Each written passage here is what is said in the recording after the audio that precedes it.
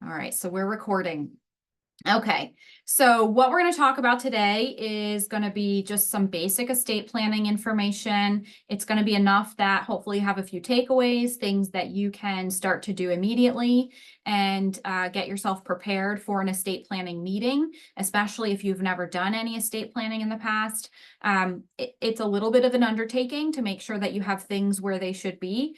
But once you get it going, it's really easy to maintain, and that is what you should be doing with your planning. So I'm Megan Conroy. I'm a partner here at Bluestein Shapiro Frank and Barone. We are a full service law firm. We are primarily transactional kinds of law. And so we do have a litigation department, but I work exclusively in estate planning and elder law, and that's what we'll talk about today. And there's going to be two other attorneys in my department that also do estate planning and elder law. So hopefully between us, you feel comfortable that you have a team and plenty of information for any questions that you have. So let's see here. I think if I hit this, perfect. All right, that's just a picture of me, which you don't need at this point. Okay, so where we start is with what we consider to be a surprising truth, which is that most estate plans, ones that I say we haven't done or haven't been done by a professional, they don't work. And the reason for that is because you really need a coordinated approach to making sure that the estate plan is going to function in the way that you expect. When I say it doesn't work, I don't generally mean that the legal document isn't going to do the thing that you wanted it to do, or that it was incorrectly prepared, or it's going to have errors in it. What I mean is that without making sure that the legal document matches your family situation, your financial situation, the way that you have your assets titled, without all of those pieces working together, you're going to find that a lot of times the legal paperwork itself is not going to be effective and applicable over your assets. So what we really want to do when we're talking about estate planning is come up with a comprehensive plan, not just something that's piecemeal. So having done a will many, many years ago may not be enough to make sure that in the future, after you pass, all the right people are going to get the right things. And that's what we want to avoid. We want to make sure that our document is going to do what we want it to do. So when we're thinking about estate planning, a lot of times the focal point is control over assets. And there's basically three different points of your life or after death that you can worry about control. And the first one is while you're alive and well. So that's your own management of your property. As long as you have capacity, as long as you have the ability to manage your assets, you should retain the ability to do that kind of management. So we don't want to give up control too soon. But certainly we want to have a plan in place for when the time comes that we can't physically control how our assets are being managed or distributed. And so that happens upon our incapacity and then upon our death. But a way that we can retain some level of control is by having a plan in place so that we have designated people that we do trust to handle our assets the way that we want, and we can give them a set of instructions so that they understand how we wanted the property to be handled. So that usually comes up in maybe our agents designated in our power of attorney, trustee position during our incapacity or after death, the executor position for distribution of assets after we pass away. So those are going to be the places that we want to make sure we have paperwork in order so that someone else, when they have to do it for us, they know what it is that they're doing. So we're going to start with title of assets, and that's because really a successful estate plan is going to hinge on how the assets are titled. It's going to determine who's in control when. It's going to determine what gets distributed under which document. So title is really a key component of a successful estate plan. And so our magic rule that we have here is that title will always lead to a particular result. And so we're going to look at the different kinds of title today, and I'll be able to tell you a little bit about each one and maybe some of the benefits of using certain kinds of title, as opposed to maybe some of the detriments of certain kinds of title. And ultimately, where that falls on that scale, whether it's beneficial or detrimental, is going to be up to you to determine. It's going to be based on what your priorities are and your goals are. So for some people, and we'll talk about probate, for some people, going through probate is not worrisome to them. And they say, okay, if that's what happens based on having an asset titled in this manner, I'm okay with it. Whereas other people might say probate is the last thing that I want to happen. And so if probate is the result for having my assets titled this way, then that means that my plan didn't work for me. So there's 3 ways that you can own property at the time you pass away, and we'll take a look at each one. There's individually titled assets, meaning that the asset, whatever kind it is, a vehicle, an account at a financial institution, a piece of real estate, ownership in a business, if it's individually titled, meaning that there's no joint owner listed on that particular asset and there's no beneficiary designated on the asset, that is going to have a very specific result for if you were to lose capacity or pass away.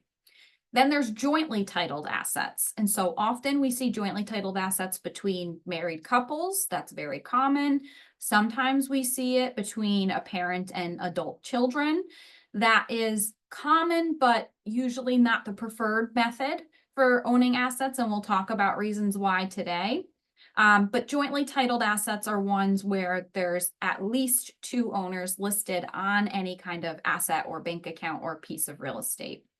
And then the third one is title by contract, which sounds a little bit funny, but actually it's pursuant to a set of instructions, which you'll liken to a beneficiary designation. That's a good example of what title by contract is. So we start with individual ownership, and believe it or not, individual ownership is often where we see people become more concerned. This is the place where we're going to see probate happen after an individual owner passes away. And for many people, that's something that they prefer to avoid. So there are some concerns for some about individually titled assets. The general rule is that if a person owns an interest in property, an asset of any kind, in their own name, and then they lose capacity or they pass away, no one else has the immediate authority to manage that asset or distribute that asset. Someone else has to be granted the authority, typically by a court, to act on the owner's behalf now that they're either incapacitated or they've passed away. And so the reason that people become concerned about individual ownership is because we generally need some level of court intervention before anything can proceed. So that causes a fair amount of delay, and it could lead to disputes between family members. So this is a little bit opening a can of worms, although for some other people, this is not at all a concern. This is, if that's the way it works, then they're absolutely okay with that. So again, I'm not trying to impress upon you that one way is better than another. What's important is that you understand what the result of each kind of ownership is so that you can make an informed decision about what to do with your assets.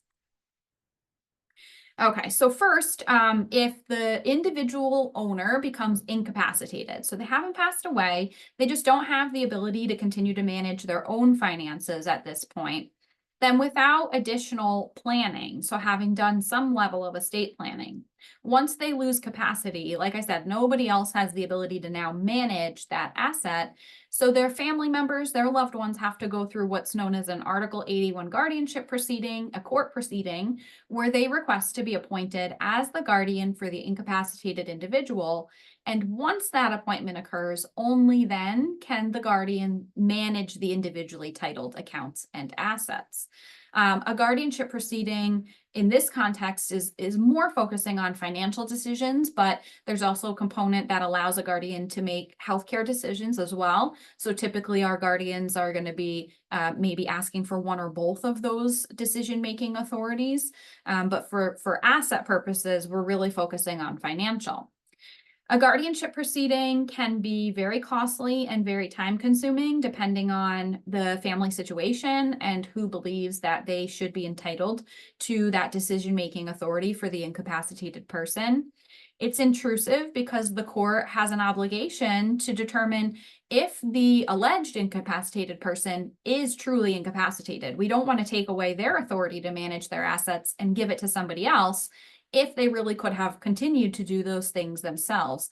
And I think a couple of years ago, there was a movie that came out where a woman, and I didn't watch it, so I don't know the details, but a woman was almost like a professional abuser of this guardianship proceeding, and she was looking to be appointed on behalf of other people who didn't really warrant it. They did still have capacity. And fortunately, thanks to the process that's in place, while it does lead to a lengthier process and maybe more costly, that stuff is typically not happening. So the court generally works through different professional individuals and their assessments of the alleged incapacitated person to determine that incapacity. The other thing is that once the guardian is appointed, it's not like now the court goes away. The guardian has to continue to demonstrate that they're doing the right thing by their ward. And so they do that through reporting mechanisms to the court on a regular basis. And often there are certain kinds of transactions that they cannot perform without additional court approval. So the court is overseeing the management of the funds, which, as you can understand, is a good thing because we're protecting the incapacitated individual, making sure that the guardian's doing the right thing. But it also is a lot more cumbersome for the individual who's trying to manage the assets, the guardian that's been appointed. So that's going to happen when we have individually titled assets, typically if the incapacitated person didn't do any additional planning before they lost capacity. So then we'll transition to after the individual owner passes away. Once that individual owner passes away, any accounts that they had in just their own name, so there's no joint owners on the account or the asset, and there's no beneficiary. Again, no one else has immediate authority to manage those accounts or distribute them until they've been appointed by a court. So that process is known as the probate process, and it's technically called a probate when a will exists. So every once in a while, I do get a phone call that says, well, I want a will, and it's important I have one because I want to avoid probate. And that's actually not at all how it works. We avoid probate by making sure we don't have any individually titled accounts. When you have a will, the will is only effective once it's gone through this probate process, which is the submission of the will to the court for review and approval. And then the court uses that document as a set of guidelines. So they know who you wanted to appoint as your executor and where you want the assets to go. So that is the function of a will, is to convey to the court your final wishes. When you don't have a will in place, you still go through a similar proceeding. It's just known as an administration proceeding, and that's where you haven't left any instructions to the court. So the court is going to look to the state statute to determine who they should appoint as the executor, or now in this case, it's called an administrator, and where the assets should go, who the beneficiaries are going to be. So as you can imagine, a lot of times people want to avoid probate because they don't want to have to go through this court proceeding. It sounds scary, although typically there's no court appearances required. It's often just paperwork that gets filed. But certainly if there were any kinds of nuanced circumstances, minor beneficiaries, incapacitated beneficiaries, disinherited individuals, that would generally call for some court appearances.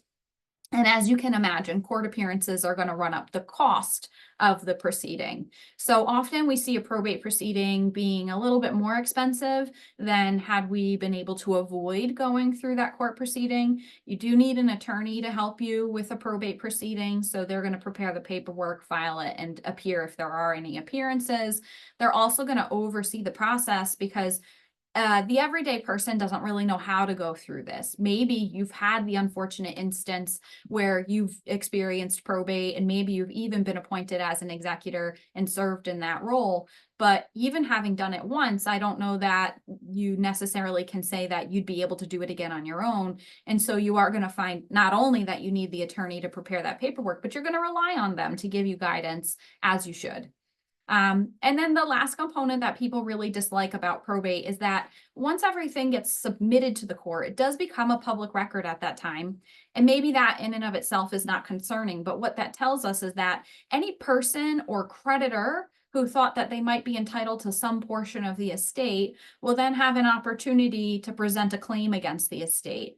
And creditors have a 7-month period that they can submit their creditor claims. So any unpaid credit card bills, utility bills, any unsecured debts, hospital bills, those are the kinds of things that the creditor will likely submit a claim against the estate to be able to recover the unpaid funds.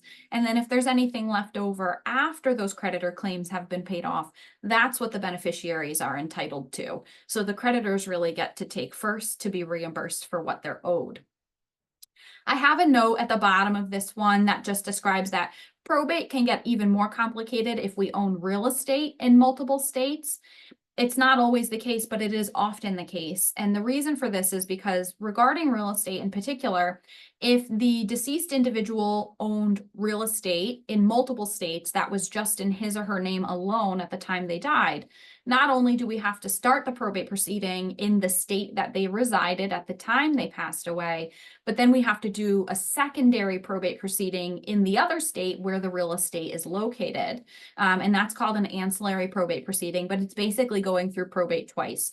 The second one is typically a little bit more abbreviated than the first one, but it's still a probate proceeding requiring court filings, court costs, and attorney's fees.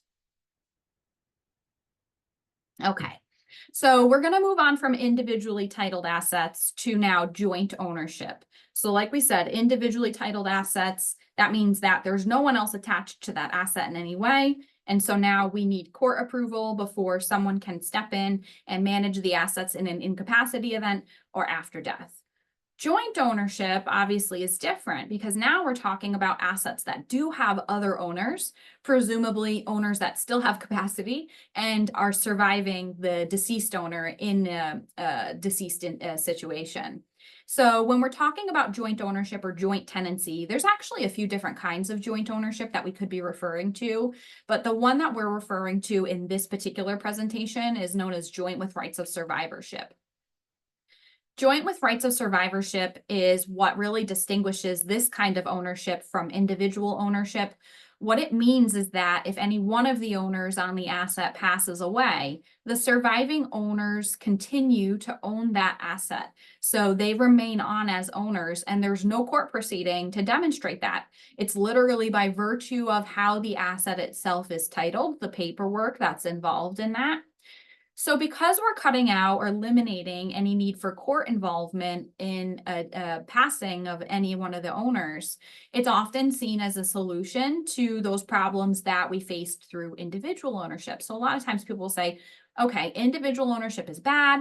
I'm going to just put my kids on as joint owners on all of my assets, and then we can just avoid this situation. And a lot of times they can. There's most assets you can add joint owners. Retirement accounts would be the only asset that you're not going to have a joint owner on. But bank accounts, investment accounts, stocks, bonds, real estate, those are all listed here on the screen. Those are all things that can be jointly titled. So like I said, ownership passes automatically, which is known as by operation of law, to the surviving owner or owners in a death situation. But there are some problems with joint ownership. So again, not to deter you from using joint ownership, but you should just understand the implications so that you can make an informed decision. So some of the pitfalls of joint ownership are as follows, and I think we have 2 slides on it because there are a number of things and even a case study, just so you fully understand it. No single owner can direct the final disposition of their share of the property. And so that's because when one owner passes away, their share just reverts over to the surviving owners. And ultimately, it's last man standing wins, right? So if I owned a piece of property with my brother, I have a younger brother, and I pass away first, even though I maybe wanted my share of that property to go to my husband or to somebody else, if my brother survives me, ultimately that property will go according to his estate plan. And we never really know who the last person that's standing is going to be. So we really are relinquishing that control over the disposition of the asset. Joint ownership doesn't necessarily avoid the need for any guardianship proceedings. If any one of the owners became incapacitated, say they're owning a piece of real estate together. So again, I'll use my brother, we're joint owners. Let's say that this piece of property was rental income for us. We're renting it out, we're landlords, but I lose capacity. And at that time, my brother says, you know what, my sister was really handling all the administrative stuff for this property. Now that she can't do it, I really don't think we should do this anymore. I'd really prefer to sell this piece of property. He can engage with a realtor, and he can even engage with a real estate attorney to assist with the sale. But when it comes down to signing the paperwork, at some point, likely the attorney, someone's going to say to him, you can sign for yourself, but you can't sign for your sister in this instance. If she hasn't done any proper planning, now that she's lost capacity, you need to have a court appoint a guardian so that they can sign on her behalf. So while joint ownership for maybe other kinds of assets, you don't necessarily encounter that problem, things like real estate, he would still have to go through a guardianship proceeding. Adding any non-spouse as a joint owner could result in some gift tax implications. We will talk about different kinds of taxes and particularly gift taxes. And for a lot of people, they don't have to worry about paying a gift tax, but there could be some reporting requirements. So if we did add an additional owner and it's not a spouse, it's considered as though we're giving them, and we really are, an interest in the asset or the property. And there might be some reporting requirement for that. And there's also going to be likely some long-term care Medicaid implications for that if we're going to need care sometime soon in the future. Adding another owner renders the assets available to the creditors or liabilities of any of the owners. So often we have this concern when we're talking about a parent adding their adult children to assets. Inevitably, we'll have a conversation about what their children are doing and what kinds of lives they're leading. And it could be that the child is very responsible, but going through a divorce. And now we've subjected this asset by adding that child as a joint owner to the divorce proceeding. It could be that they've had some creditor issues in the past, and now that's becoming a concern.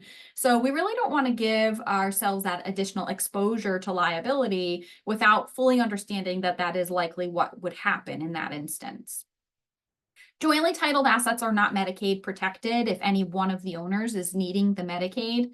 This is a common misconception. Sometimes people think my mom added me to her bank account 10 years ago, and because that's past the 5-year look back, that means that that bank account is now protected for Medicaid. The problem is because mom's name is still on the account, even though she added you 10 years ago, she's still on the account. So she is still considered an owner of that account, and that account will count against her for Medicaid eligibility. And Medicaid is another thing that we are going to spend a lot of time on today. So we'll certainly talk about those figures and those details. Okay, there was just a quick question about the recording, and absolutely we can make the recording available to anyone who's joined us here today. So rest assured you'll have this. And the next one, the item that's here is going to be that joint ownership often conflicts with the desires of the original owner. So again, without fully understanding the implications, you add a joint owner without realizing that if they survive you, this asset now passes according to their estate plan, not your own, or maybe the Medicaid issues. So there's a lot of pitfalls associated with just not knowing what the implication is. And any owner on the account has full access to 100% of the assets at any time. So this piece is the fundamental reason that the asset itself wouldn't be protected for Medicaid purposes just by simply adding other owners onto the account. But again, and I think this is maybe obvious, the danger that you run here is by adding additional owners to your account. If any one of those owners decides, you know what, I'm just going to take this money and run, they could do that. And there's really not a lot you can do to stop them. Certainly the banking institution is not going to stop them. And that, for a lot of people, they believe that's the first line of defense. And banking institutions have gotten a lot better about questioning transactions and trying to make sure that their clientele is being protected, but they can't stop everyone from doing everything, particularly if an owner of an account is trying to withdraw funds. So we really want to make sure if we are strategically adding owners to our assets, we're adding those people that we trust, that we believe don't have and will not have any potential for liability in the future. Maybe went to sleep on me here. Okay. So there is a quick case study I'll take you through. It goes through a lot of these pitfalls, these examples, but just kind of puts it in real life terms. And while the case study is not real, it's an exaggeration of real life. I will say that very, very often, more often than I would wish to see, I get phone calls, and my partner and the other associate in the department, we get phone calls, like I said, very often about these exact things. And it's really unfortunate because, again, it's a person who didn't understand that by jointly titling an account, we could have some potential negative implications. So the case study here, we're talking about Esther Jones, who's 82. She lives in Walden. She's newly widowed, unfortunately. She has two daughters, Sarah, who lives nearby, and Kelly, who lives in Texas, which has become a very popular place to live. Esther had a stroke in 2020 and she uses a walker, so she has some mobility issues. Sarah, and this is important, who is physically separated from her husband, but not yet divorced or legally separated, provides some general assistance to her mother, including transportation for appointments, doctor's visits, banking, shopping, and other errands. So very typical situation. We see this very often. Esther's assets are going to include a house, and it says worth 250. In today's market, could be worth a lot more, but we'll say 250. The deed shows that she owns that home jointly titled with her late husband, Frank. So he still appears on the deed, but since he's passed and it was jointly owned when Frank passed away, Esther continued to be the sole owner of that property. Similarly, she has some cash accounts. She has a checking, savings, some CDs. Those are also valued at $250,000. And all of these accounts also still show her late husband as a joint owner. So if she's looking at those bank statements, that's where she's seeing that information. So her being the survivor, she's the sole owner now effectively on these accounts. Esther and her husband had done wills back in 1992. They were mirror image of each other. And it basically says if she survives her husband, which in this case she did, all of her assets are to be divided evenly between her two daughters. And if you were to ask her point blank right now, she'd say that's still her intent. Everything she has, she wants to go 50-50 between the kids. Both daughters are also named as the executors in the will.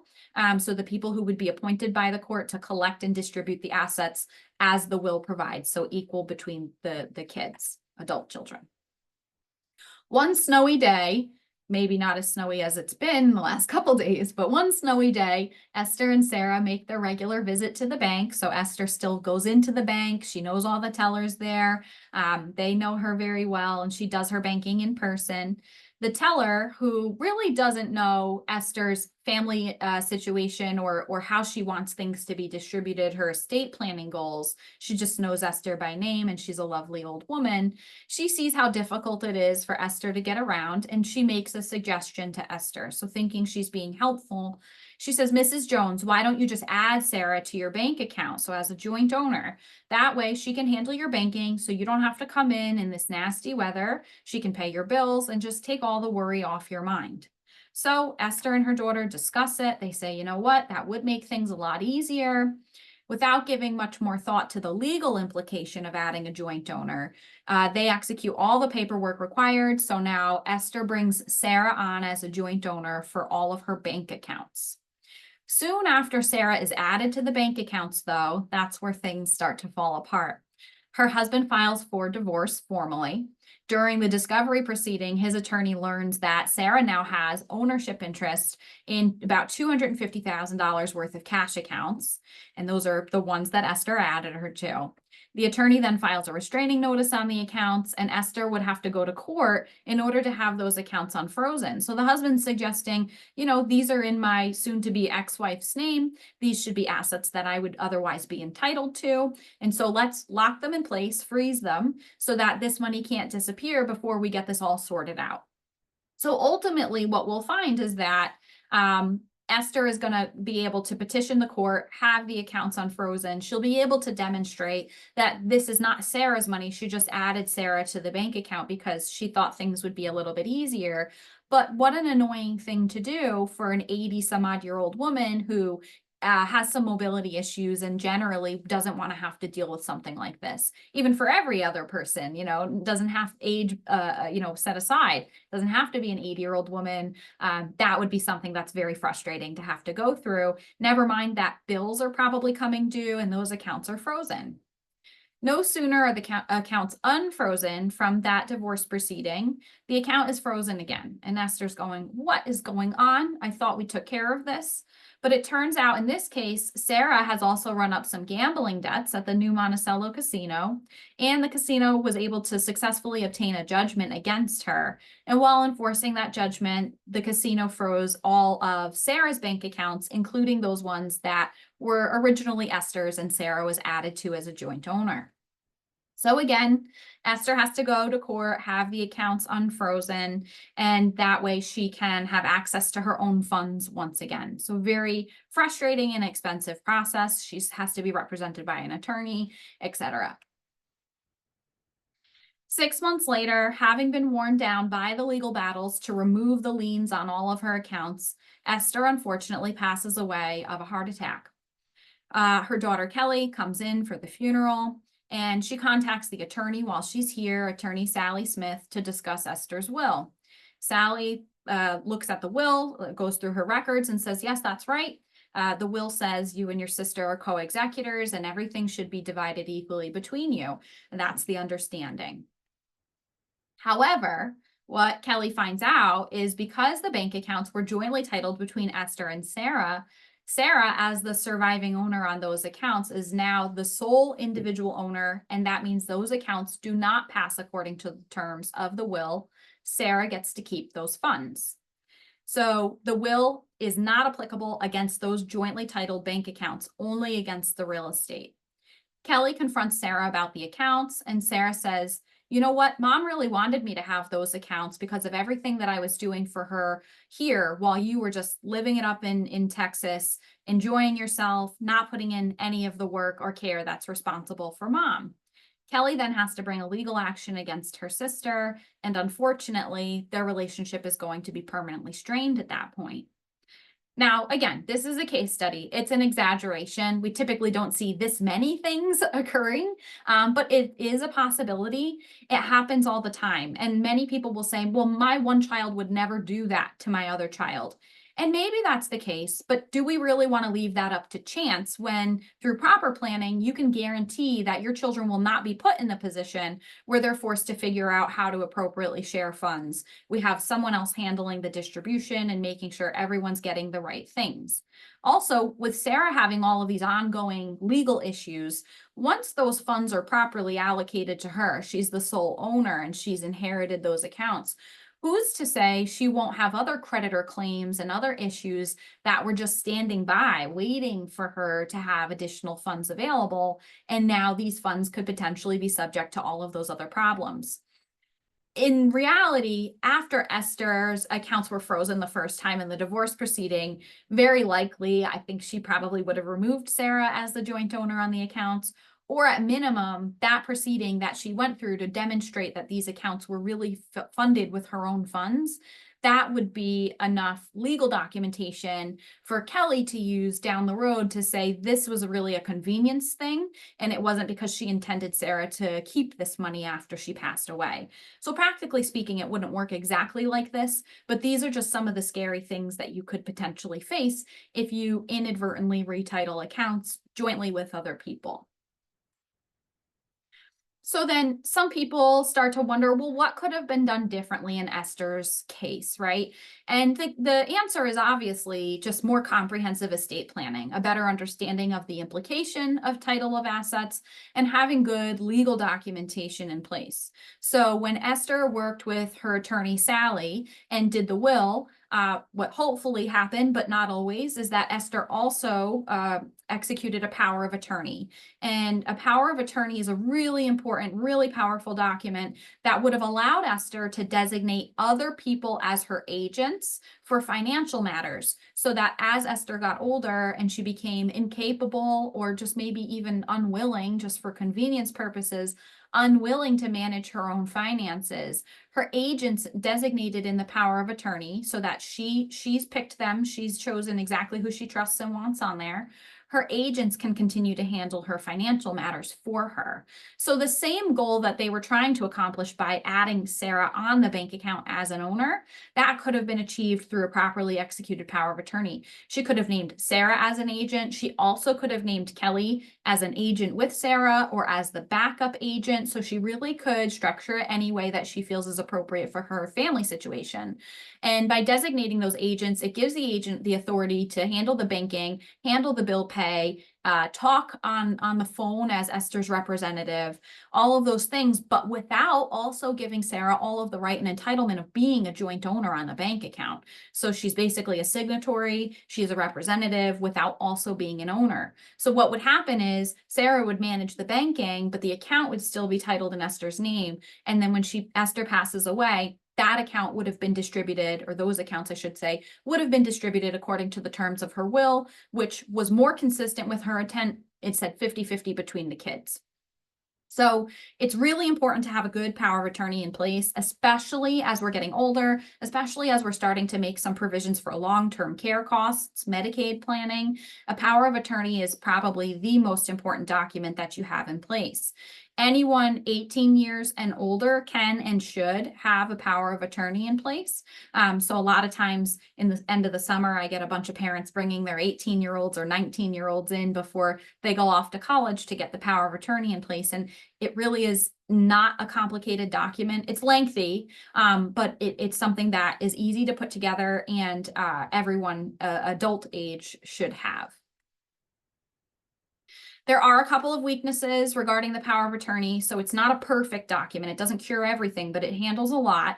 Some of those weaknesses are that the power of attorney is a statutory form. The state comes up with the template. It's quite long, and it's merely a list of powers and authority. It doesn't provide any instruction or direction to the agent. So if you have an agent that wasn't already fairly involved in your financial matters or your living situation, they might not know what you would have done or where to start, and they're just going to do their best and make their own best decisions, what they think is the right thing for you, but you're not really giving them any written instruction for asset management.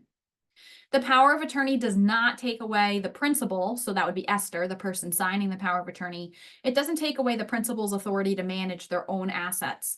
And that might feel a little counterintuitive to you. Why would I want to give up my authority? But there does sometimes come a time when in a person's life where they start to suffer from diminished capacity. They're either making their own financial mistakes or they're becoming more susceptible to scams.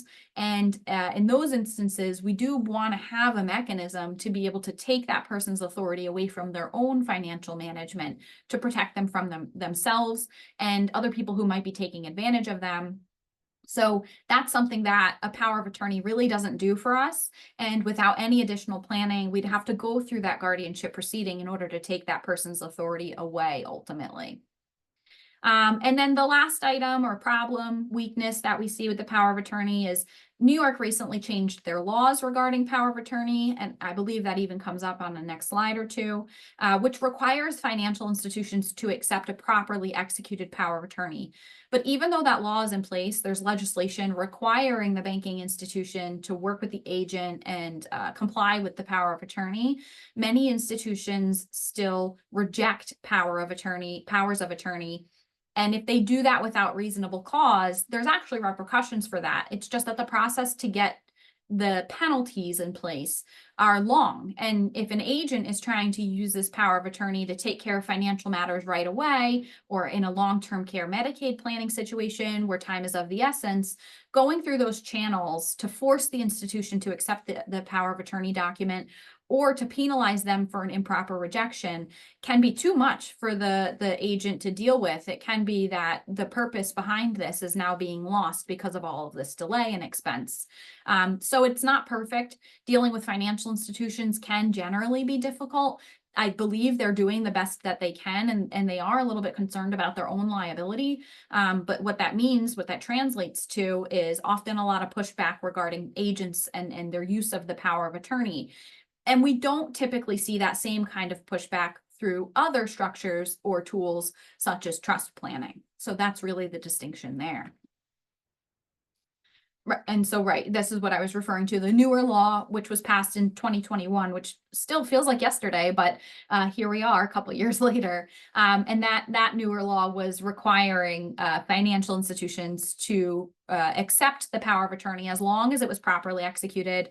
It did away with a lot of the other very stringent requirements regarding the preparation of the power of attorney and the language and structure of the document itself. So it made powers of attorney more accessible to the principal, to the person who's looking to sign it.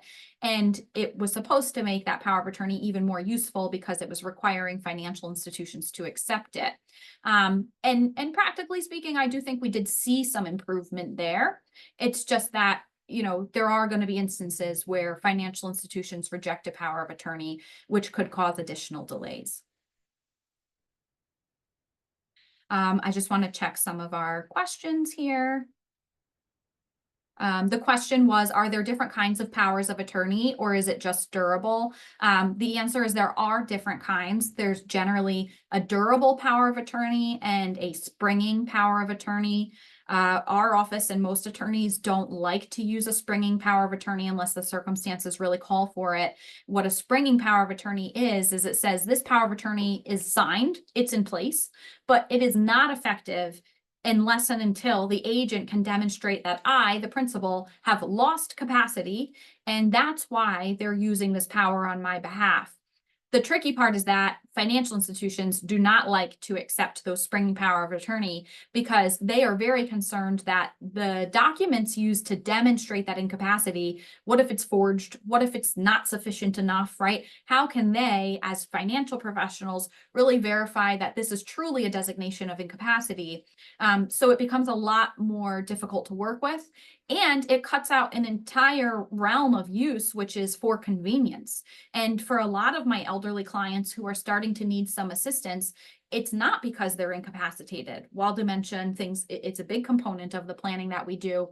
It's not true incapacity. It could be like Esther. It's just really hard and dangerous for her to get to the bank in bad weather. We live in the north, and it would be a lot easier if she could just allow her daughter to do this for her. So the springing power of attorney is useful in certain circumstances, but we generally are using the durable power of attorney, which is effective at the time the principal signs it. It can be used for convenience, incapacity, anything the agent believes is an appropriate use for the power of attorney. The agents do have an obligation to the principal to only use the power of attorney in the principal's best interest. So if it is found that they're abusing their power, they can be in big trouble, both civilly and criminally. So there are some protections there. So power of attorney, very, very important document. Like I said, everyone over the age of 18 should have one, but that all by itself is probably not enough to consider yourself having a comprehensive estate plan. Okay. So then we'll move on to the next kind of ownership, which is title by contract. And like I said before, that's pursuant to a set of instructions, also known as a beneficiary designation, but can similarly be applied to trust planning. So trust is also a contract. Oops. Sorry, slow transition here. We'll try it again. There we go. So title by contract is a preferred method for distribution of assets and funds because it really gives the account owner the ultimate amount of control over how their assets are being distributed and to whom. And like we said, we have a bunch of different assets that can be controlled or distributed through this title by contract in the form of beneficiary designation. So your regular bank accounts, checking, savings, CDs, things like that, you can have beneficiaries placed on those accounts, believe it or not. You can see those beneficiary designations appear in the form of POD, which is payable on death. TOD is transfer on death. ITF is in trust for. Those are all examples of beneficiary designation on your regular cash accounts. Certainly life insurance can and should have beneficiaries designated on it. So if you have really old policies, you're going to want to check those every now and again. Make sure that the designation is truly who you want. I get a lot of people that forget they took out a policy ages ago when they were young and they designated their parents because they weren't married, they didn't have kids at the time, and they never update these beneficiary designations. That's not what we want. We want to update those. And then every once in a while, when these companies, these financial institutions merge or one gets bought out by another one, sometimes those designations that you made, they kind of fall off. They get lost in the shuffle, and it turns out that the new institution doesn't have a record of a designation. So you should be checking your beneficiary designations very regularly. Fortunately, with technology, a lot of this stuff can be done online, and it makes it that much easier because you don't have to go through the representative, call the 800 number, hit the buttons, all of those things. Annuities, very similar style from the life insurance. You can designate those beneficiaries. You can have qualified and non-qualified annuities. Both of them are investment vehicles. You have retirement accounts, which you can and should, absolutely should. Like, I would say if you take two things away from this program, one is you need to have a power of attorney. The second one is you need to have beneficiaries on your retirement accounts. It's really important. It changes the tax treatment of the retirement account after you, as the account owner, pass away. If you don't have beneficiaries designated, it can accelerate the distribution requirement, which means more taxes paid faster. So you absolutely have to have beneficiaries designated on your retirement accounts. And again, you should check them regularly to make sure they didn't fall off. They're still the people that you want them to be. And then brand new in New York, you can actually put beneficiaries on real estate. Now, if you print it out or you're making notes, put a star next to this. I don't think this is ready to use yet. It's brand new legislation. At the time it was instituted, we felt like this was going to be a good planning tool. This was going to be a nice way for those people who aren't ready to consider trust planning or maybe can't quite afford trust planning. They can make sure that their real estate, which is the most commonly probated item, their real estate is properly distributed to those people that you really would have wanted. However, what we found is written into that legislation is a lot of language that actually still gives creditors some entitlement to that real estate after the owner passes away. So if they have unpaid debts, or a Medicaid lien or anything like that, then really that's going to cause a hindrance to the distribution of the real estate, even through beneficiary designation. More recently, what we found, because people started using these forms, you submit them through the county, it's very inexpensive. They use the forms, and now that we're a little bit further from that legislation, those people eventually have now passed away. And what we're finding is that family members cannot dispose of the real estate that they've inherited through beneficiary designation without first going through a probate proceeding, or in the alternative, waiting a minimum of 18 months after the owner, the original owner, died in order to sell that property. And the problem with that, as you can imagine, is that real estate generally carries with it a lot of costs and expenses, taxes, utilities. You have to keep it heated in the winter here locally. And so we're having family members who want nothing more than just to get rid of this and then be able to cash out. Instead, they're saddled with these additional expenses or the requirement to go through the probate proceeding that the original owner was trying to avoid anyway by using the beneficiary designation. So the legislation is not perfect. And for that reason, I don't think that this is going to be a very useful tool. That's not to say it's excluded entirely. There might be situations where this is perfectly reasonable, and despite all of those potential problems, it's not an issue. But I think for right now, as a key component of your estate planning, we're really not using this because of the known issues and also unknown issues because it's brand new legislation. So like I said at the beginning of this segment, title by contract is also a way to define trust agreements. Trusts are contracts. It's a piece of paper. It's a lot like a will in that it is a stack of paperwork, but it's an agreement between the person creating the trust, and that's your trust maker, and the person managing the trust, that's your trustee, for how the assets should be managed, controlled, distributed at certain points in the trust maker's life and after death. So while the trust maker is alive and well, they've agreed with themselves that they're going to continue to manage the property however they deem fit or whatever the trust agreement says.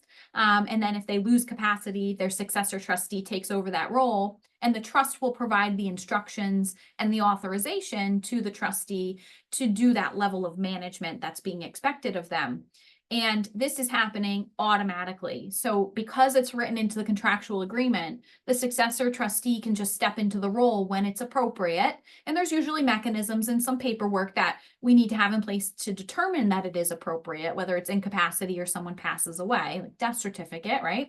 But they can just then step into that role, and they can't just do whatever they want. They have to follow the trust agreement, but it didn't take any court involvement to get them there. So that's one of the really nice things about a trust agreement, is that it really streamlines administration. It also gives the trust maker a higher degree of certainty that the right people are going to get the right things, and probably at the lowest cost possible if we're cutting out a lot of the attorney fees and court filing fees. So there's a few different kinds of trusts, and we start with the term living trust, and that's just a trust that a person creates while they're alive. It becomes effective during their lifetime. And under the living trust, there is the revocable trust and the irrevocable trust. Now, that's just sort of a header for each kind of category. In the revocable trust world, there are a lot of different kinds of revocable trusts. And then same thing for irrevocable. There are a lot of different kinds of irrevocable trusts. Ultimately, what it comes down to is what's in the agreement, what's in the contract, what was the trust maker's goal when they put the trust together with the help of an attorney. What was their goal? And then the trust language is going to be drafted in a way to help them achieve their one or more goals. So the revocable trust, as you can imagine, allows the trust maker to make any changes or amendments to the trust language that they want. So there's no restrictions. They can decide one day they want to leave their whole estate to their children, and the next day they can leave their whole estate to their cat, and then the next day they can donate it to charity. They can do whatever they want with it, as long as it's legal. They can't put something that's illegal or instructing someone to do something illegal in the document. The assets inside of the revocable trust are still treated for all tax purposes as though the assets are still in the trust maker's name. So these revocable trusts are using the trust maker's social security number as its tax ID number for income taxes, estate taxes, which relays to capital gains taxes, all of those things. The irrevocable trust is on its face a document that is a lot more rigid, but in fact, even though the irrevocable trust says it's irrevocable, the trust maker can't terminate it, can't make changes to it. In New York state law and many other states, the trust maker can terminate, revoke an irrevocable trust.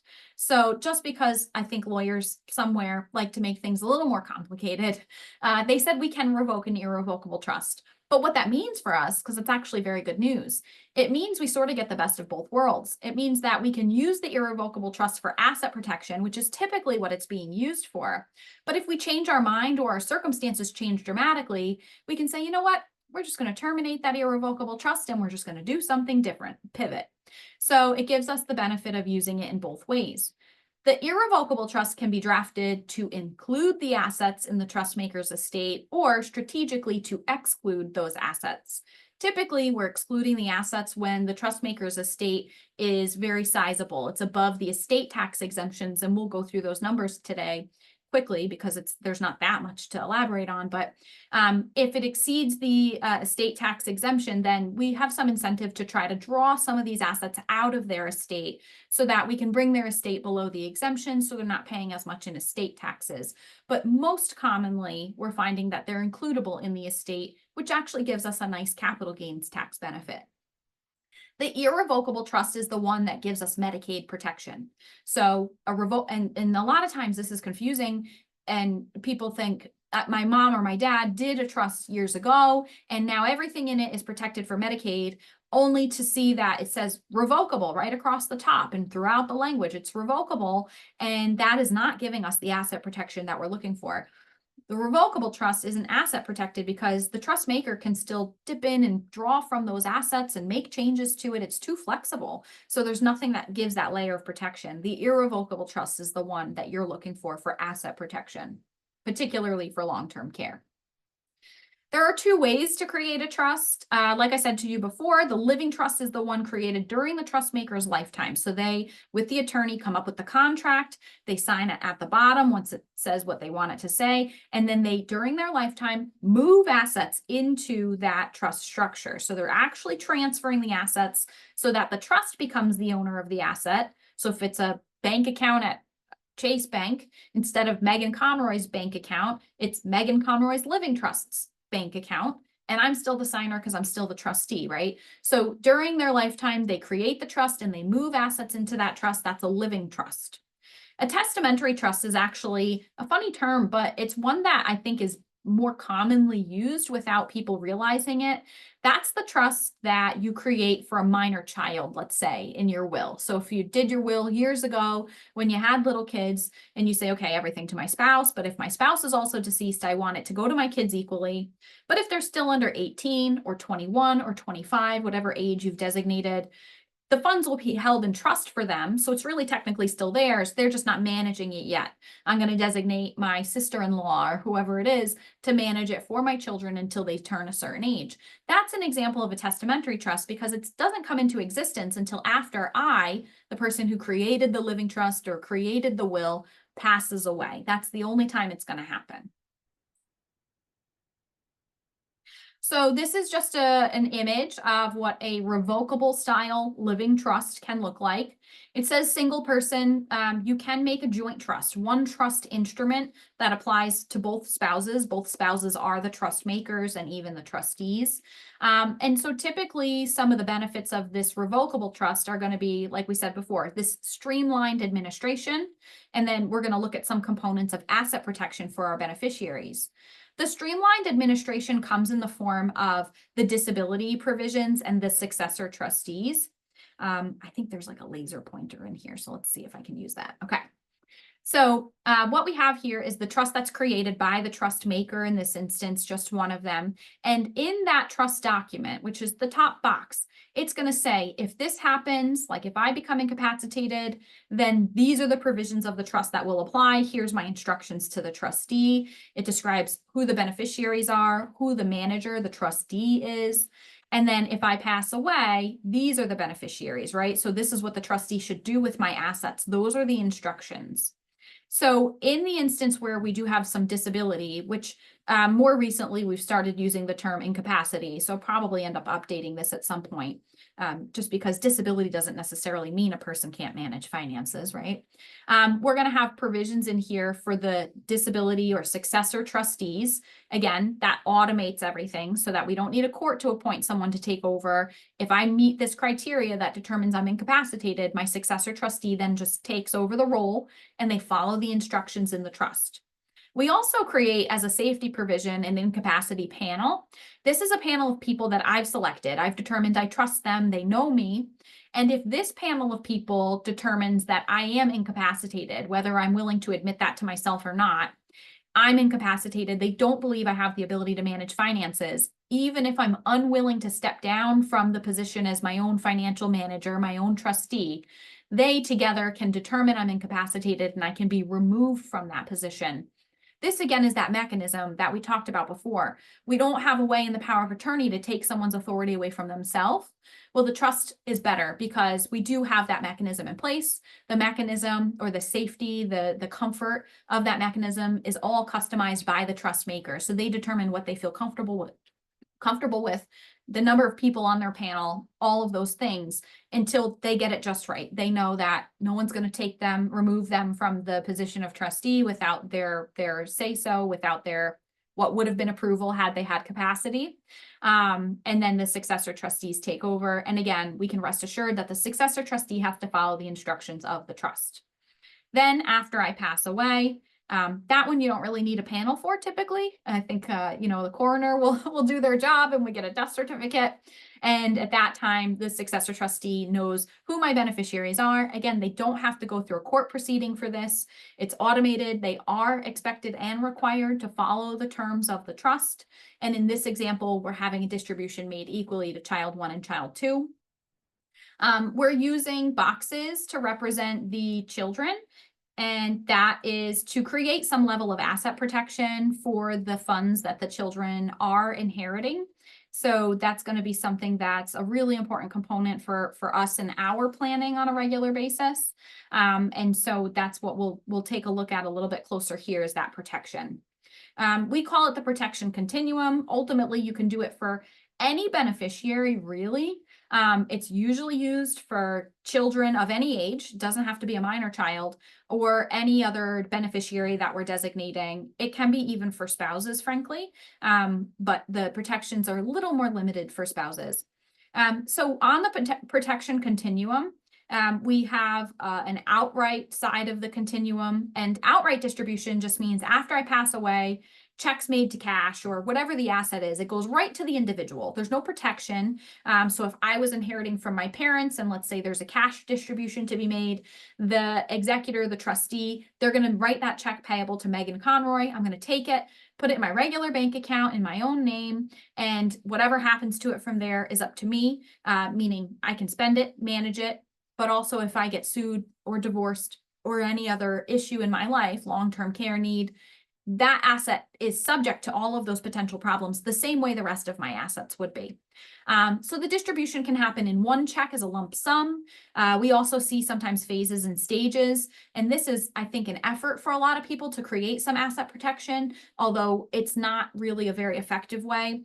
That's to say that I want to give the first 1/3 of my estate to my child when they turn 25, and then whatever they do with it from there, that's up to them. At 30, they'll get the next third, and at 35, they'll get the final third. And hopefully over that time, they've become more mature, more responsible. If they had an issue at the beginning, that issue has resolved itself by the end, all of those things. But what we do in our planning is actually create little trusts for each of our beneficiaries so that we can draw out that protection. So there's different kinds of trusts, and really the idea behind a revocable or irrevocable living trust is when we get to this part of it, it's completely customizable by you. So you can determine for your beneficiaries which level is most appropriate. So that's the key thing here, is that it's not one size fits all. You might have a family that has no concerns about any of their children, or a family that has concerns about all of their children, or some combination of that. So we have the Liberal Lifetime Protective Trust. This is the thing that is most similar to an outright distribution in the sense that the beneficiary has full decision-making authority, management authority, withdrawal authority over their inheritance. The only distinction is the name on the bank account. So instead of the check made payable to Megan Conroy, it's payable to Megan Conroy's separate trust. I go down to the bank. I say, I got this inheritance from my parents. I need to open Megan Conroy's separate trust checking account. I'm going to keep it in checking. I'll deposit it here. I can then spend that money. I can invest that money. I can move it to different financial institutions. I can buy real estate. I can do whatever I want to do with that money because I will be my own trustee. There's nothing in the trust instrument that restricts my ability from doing all those management or withdrawals. But it does still retain all of the asset protection in case I did get sued or divorced or need long-term care, Medicaid, or any other government assistance in the future. So I get all of the benefit, none of the drawback. Then there's the conservative trust. Conservative trust is where an individual does maybe have some more concerns about their beneficiary's ability to manage finances. It could be that they've gone through bad things in the past and we just don't want that to recur for them, that they are spendthrifts. They're not great at managing money. They tend to spend it more than they save it. Maybe they are easily manipulated, or they have a particular person in their lives that likes to manipulate them, and we're aware of that, even though maybe the beneficiary is not. Maybe it's a bleeding heart. And so, as soon as they get this inheritance, they're going to go down to the local Humane Society and either donate it all or adopt everything that's there. And we just don't want that for them. We want these funds to last. In a conservative trust, what we're saying is the beneficiary is not going to be their own trustee, at least not all by themselves. We're going to have someone else on there as a trustee to oversee the management and to use their discretion on making distributions and things like that. So now we have someone else kind of monitoring things, making sure it's running smoothly. You can create a hybrid version of this. You can say my beneficiary can access up to 10% every year if they want, no questions asked, spend it, blow it, whatever. But anything over that, they have to confer with another trustee, and the other trustee should really be mindful of how this money is spent. So some people are really preferring the conservative kind of planning. Then we also have the special needs trust, which we now call the supplemental needs trust. This is for any beneficiary who qualifies for government benefits. We don't want an inheritance to jeopardize someone's government benefits, particularly resource-based benefit like Medicaid, like SSI, SNAP, HEAP, those kinds of benefits that you have to demonstrate that you have below a certain threshold of assets available to you in order to qualify for the benefit. What this provision does is it allows that beneficiary to still get the inheritance from us. So we don't have to leave it to somebody else and hope that somebody else is going to take care of this person. We leave it to a trust for the person. We designate some other trustee who will oversee the management of that trust for the intended beneficiary, but it gives us that level of guarantee that the beneficiary's benefits are not going to go away, at least as long as they're still there, and that this trustee has a legal obligation to manage the funds for the beneficiary. We're not hoping and praying that they're actually going to use the funds the way that we had anticipated. In our documents, even if we don't have an occasion to use the supplemental needs trust, we actually always include a provision that says the liberal lifetime trust and or the conservative trust that we've created for these beneficiaries can convert into a supplemental needs trust if the beneficiary needs to qualify for benefits in the future. So that happens as people age quite often. They can become eligible for different benefits, better benefits.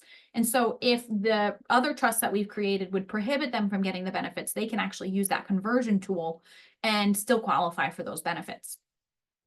So this is where we really like to do our planning for our beneficiaries, because we can set it up in a way that it's not restrictive at all. There's no downside, only protection, or we can start to build on this and create some restrictions where we feel that that's appropriate for those beneficiaries. Okay. So now we're going to transition to different kind of planning. It's a different kind of trust is really what we're going to be getting at here. And it's very specific to retirement accounts. So retirement accounts are treated differently because of their taxable nature, namely any retirement account that's not a Roth account. And even Roth accounts can be subject to certain kinds of distribution requirements and rules and things like that. So retirement accounts like your IRA, your 401k, 403b, deferred comp, qualified annuities, those cannot be transferred. We can't do a change of ownership, moving those accounts into a trust. Because the day we do a change of ownership on that account, while you as the account owner, the person who originally funded the account, is still alive, the government says, aha, I gotcha. You changed this account and now it's treated as though you withdrew the full amount of the account, the balance, and we get to tax you on the whole thing in the year that that change has occurred. So we don't want to do that. In your retirement account, under the laws, your retirement accounts do receive a certain amount of protection, though, certain amount of asset protection. Where different planning comes in is how do we create that same level of asset protection for the beneficiaries of our retirement accounts? And that's where the protection of the trusts that we just saw on the protection continuum for our beneficiaries, that's where that becomes valuable again, is because even though we can't change the ownership of the retirement account during your lifetime, what we can do is designate those trusts for our beneficiaries as the beneficiary on the retirement account, blending the use of the trust and the protective nature of the trust with the retirement assets. So we're not creating negative tax implications, but we are layering in some protection. The retirement accounts that your beneficiaries inherit from you are not inherently protected against creditors the same way the account is for yourself. And that was established back in 2014.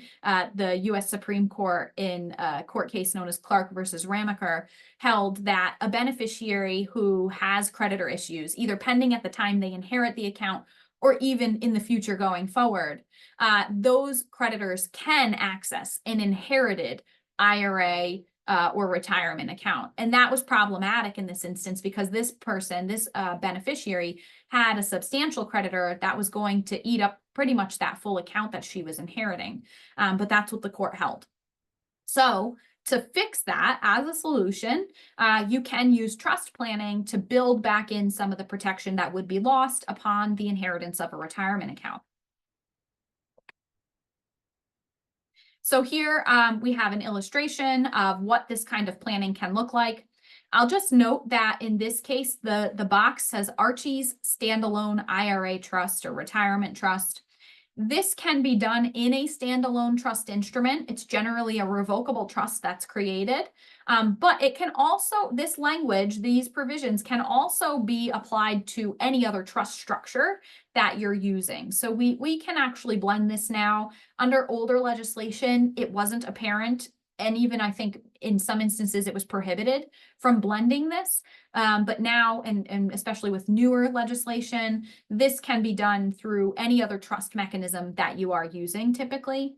This is just an example of a standalone retirement plan trust, meaning it's going to be used just for the retirement accounts. If we need to address other assets and accounts, we would do those in a separate trust. That's not the way now, though. Okay, so here our example is going to be Archie has $1 million IRA. It's his IRA, so he takes his required minimum distributions as he is required to do. On the IRA, so let's pretend it's with Fidelity, he uses the beneficiary forms, right? Good thing to do. He designates his wife, Olivia, as the primary beneficiary 100%. And then in the contingent position, he designates the separate trusts created for Cooper, Peyton, and Eli, equal shares for each of them as the contingent beneficiaries. What that means is that if Archie passes away, that IRA will transfer to Olivia. As a spouse, she has a few unique options. She can do a rollover. If she decides she really doesn't need all of this money, she has substantial funds elsewhere, she could do something called a disclaimer, say, I don't want it, just pass it down to the next beneficiary. Let's say then after she passes away, the remaining balance in that IRA is still fairly substantial. It'll go to the contingent beneficiaries, and that means that it's going to be divided into 3 separate inherited retirement accounts, one for Cooper's trust, one for Peyton's trust, one for Eli's trust. And that way, they will still be subject to distribution requirements. They'll have to take distributions. And starting in 2020, the new rule is over a 10-year period unless they fall into certain exceptions. So they'll have to deplete their 1/3 share of the account in a 10-year period. But the money goes from the IRA to Cooper's trust. And then from there, if Cooper needs that money, he can take it out of the trust. But if he doesn't need the money, he can allow it to accumulate in the trust where it remains protected. So this is a way to build back in some of that protection that we lost because of the kind of account that it was, a retirement style account. Like I said, it's a 10-year distribution requirement for most beneficiaries. That 10-year payout requirement does not apply to spouses. It doesn't apply to chronically ill or disabled individuals. So if any of these beneficiaries does have a disability that they can demonstrate, then they would be an exception, and they can do what's called a stretch out. They can take distributions over the rest of their life according to a table. It doesn't apply to beneficiaries who are not more than 10 years younger than the account owner. So that would be an example, like maybe Archie, instead of being married with kids, he has a girlfriend who's not that much younger than him, but maybe younger than him. So not a spouse. We can't qualify under the spouse designation, but still someone close in age. He can designate her, and she doesn't have to do a 10-year withdrawal. She can do a stretch out. Or sometimes if people are leaving retirement accounts to siblings, cousins, friends, people that are closer in age to themselves, we still get the benefit of the stretch out. So the 10-year period is newer. It's not brand new. So I'm hoping at this point, and especially if you work with an advisor, you would have heard about this already. And so that's going to be the newer provisions that we're subject to, unfortunately, no matter what. We can't change that part. Okay. All right, so we'll quickly go through some taxes. And the question generally is, do I have to worry about taxes? Let me just check on some questions. Okay, I was just making sure everyone looks good there. And so there's different kinds of taxes, and whether or not you have to worry about those taxes is really going to depend on a few things, namely the value of your estate. And for a lot of people, I think they're less concerned about estate taxes than they used to be. The estate tax exemption is something that increases typically over time, so we'll see that. Another one that people tend to be concerned about, and maybe they don't necessarily need to be, but it's something they've heard of, is gift tax. So for gift taxes, there is no state gift tax. New York State doesn't tax you on gifts. For New York State, there's something different, which is for long-term care. But for tax purposes, no New York State gift tax that we have to worry about. But there is a federal rule. The federal rule allows individuals to give to as many people as they want, different people, in a calendar year, up to $19,000 per person per year, without even reporting it to the IRS. The IRS says that's such a small amount, even if you did it over many, many people, it's such a small amount. We don't want to be bogged down with that paperwork. If it's under $19,000, don't tell me about it. This number, 19,000, typically increases in $1,000 increments, and that increase is determined based on the amount of inflation that's occurred. So this number has increased over the last couple of years. It was 19,000 last year, and I do believe I read confirmed that it is staying 19,000 this year, so no change. So that's 19,000 per person per year you can give without incurring any reporting requirement and any taxes. And keep in mind, this is different than the Medicaid rules. So just because you can give money tax-free, it doesn't mean that you won't be penalized for Medicaid. That's going to be separate. In addition to the annual gifting exclusion, so the 19,000 per person per year, you actually have a lifetime exemption as well. So even if you go over the 19,000 to an individual in a given year, you have a lifetime exemption that's pretty closely tied to the federal estate tax exemption. So that number is going to be a $15 million exemption. So over your lifetime, you're really not supposed to give more than $15 million. Now, that $15 million number is sort of a collection. What they'll look at is your gifts in excess of the 19,000 per person per year, or the annual exclusion, in combination with the value of your estate at the time you die. So there is some other math that goes into that, some other considerations. But for most people, they're really not getting to the point where they're giving such substantial gifts over the 19,000 per year mark that they are now incurring $15 million of lifetime gifts and creating a tax liability for themselves. So usually for a lot of people, the worst case scenario is there's a reporting requirement. They're supposed to tell the IRS they went over 19,000, and the IRS just keeps track of that to make sure they don't go over 15 million down the road. This $15 million number does also increase with inflation. And like I said before, it's a federal law only, not New York State. There's no gift tax for New York State. The gift tax is incurred by the person making the gift. So the recipient of the gift is never responsible for any reporting requirements. There's no taxes. It's not income. It's just they're an innocent bystander that just happened to get lucky that day and received a gift. And like I said, there is a separate rule for Medicaid. So just because your accountant says, sure, you can give that gift, there's not any reporting requirement. Go ahead and give 10,000 to each grandchild. If you end up needing long-term care, within 5 years of making that gift to grandkids, let's say, you might not have created a tax implication, but you may have made yourself ineligible for Medicaid. And so that's, especially as we get older, that's something that we want to pay very close attention to. For estate tax, the estate tax is a tax on the value of a decedent's estate at the time they die. There is both a federal and a New York State estate tax, and there's an exemption for each of those. So federally, you don't have to pay a tax for the estate if your estate is below $15 million at the time you die. And again, this number changes. We just saw it this year go up to $15 million. That's with the new legislation that was passed at the end of last year, or in the fall of last year. And for amounts that are over 15 million, it is a hefty tax rate. It's a 40% tax rate. So what we want to do is maybe make sure that we're not so fortunate that we have more than $15 million, or just proper estate planning can help us to mitigate these taxes.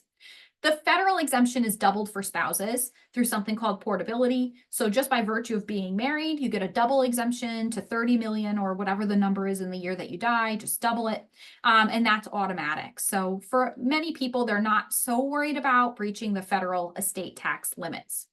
For New York State, the estate tax exemption is going to be 7.35 million per person. That's the new number effective this year. Again, that does get adjusted annually. We see it typically increase a little bit each year.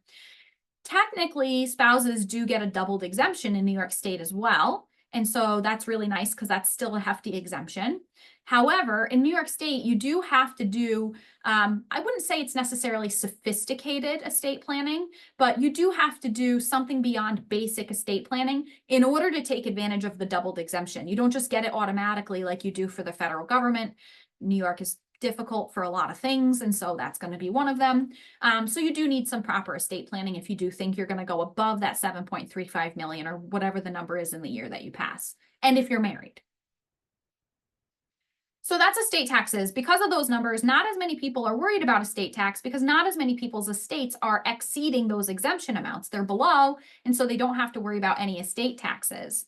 So that allows us to shift our focus actually to preserving capital gains tax step up. So there's something for capital gains taxes. And if you're not quite familiar with capital gains, maybe you've heard it, but you're not sure exactly how it applies.